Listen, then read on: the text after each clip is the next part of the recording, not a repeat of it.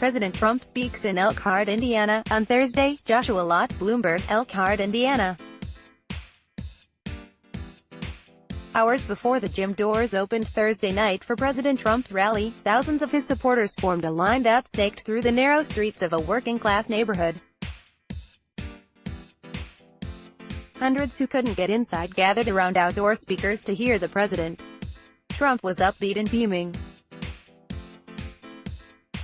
He recognized the Republican candidate for Senate, mocked the Democratic incumbent, and laid out the stakes of the midterm elections in simplistic but exaggerated terms, warning that Democrats want to raise taxes, get rid of the country's borders, and reduce the number of jobs.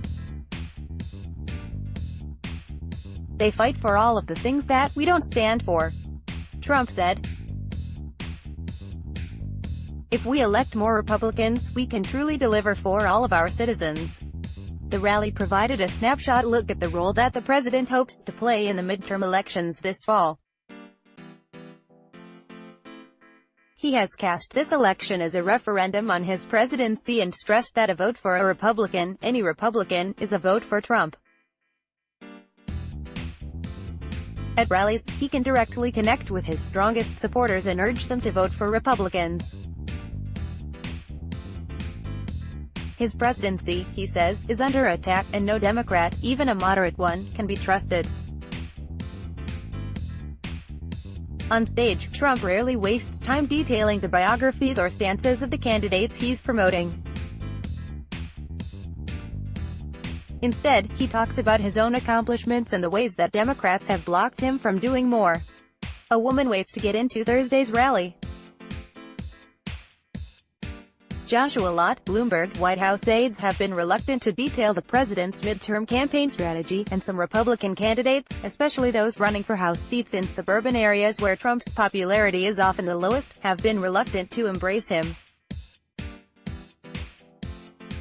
Trump has made clear that no one will dictate where he can or cannot host rallies, and he is expected to focus heavily on the 10 states that he won in 2016 that have Democratic senators up for re-election: West Virginia, North Dakota, Montana, Indiana, Missouri, Ohio, Wisconsin, Florida, Pennsylvania, and Michigan.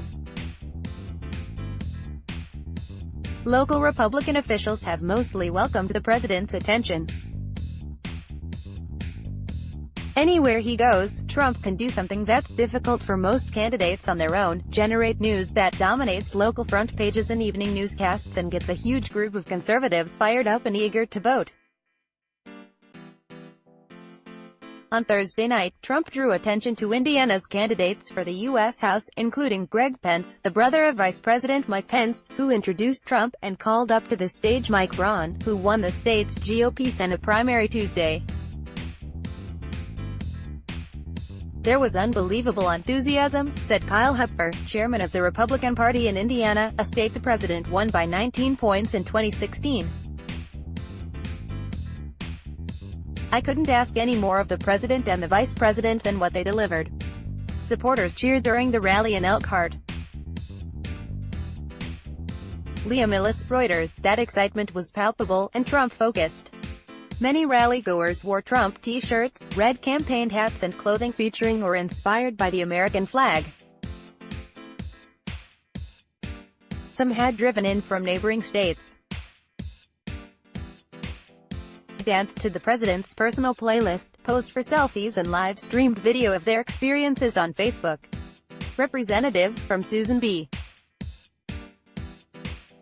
Anthony List, which supports candidates opposed to abortion, tried to harness the energy, passing out flyers to recruit paid canvassers who want to help President Trump defeat Joe Donnelly, Indiana's Democratic senator who is considered one of the most vulnerable in the country. Dick Kaufman sipped a beer and watched the spectacle from his front porch with his wife and 2 neighbors.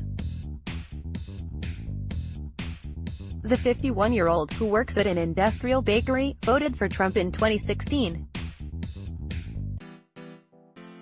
"Washington has turned into a big pit of people that just keep doing what the next person's doing," said Kaufman, an American flag tattoo peeking out from under the sleeve of his white and blue Trump t-shirt.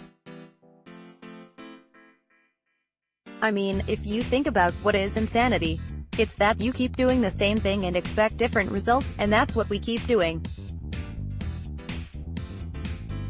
It's time for a change. In Tuesday's GOP Senate primary, Kaufman voted for Rep. Rodriguez, who campaigned with the Trumpy slogan, "Defeat the Elite." Although Braun wasn't his top choice, Kaufman will still vote for him this fall against Donnelly. "I'm sticking with trying to get Trump some support in the White House so that he can maybe make some changes," he said. Trump's appearance also fired up those opposed to his presidency. About 400 demonstrators gathered near the school gym with homemade signs that focused on Trump, not Braun.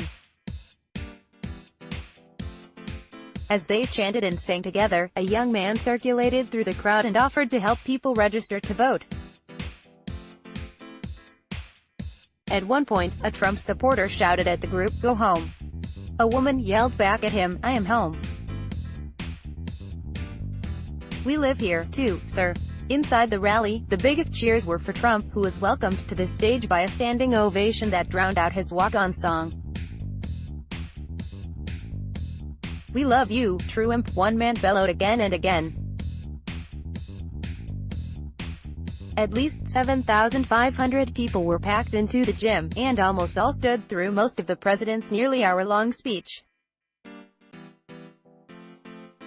Up in the stands, Robert and Tammy Workman cheered on their president.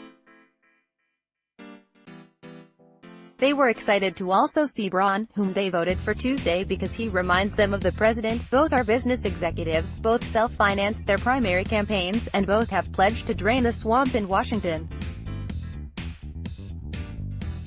I like the fact that he's an outsider," said Tammy Workman, 50, who lives in Napanee.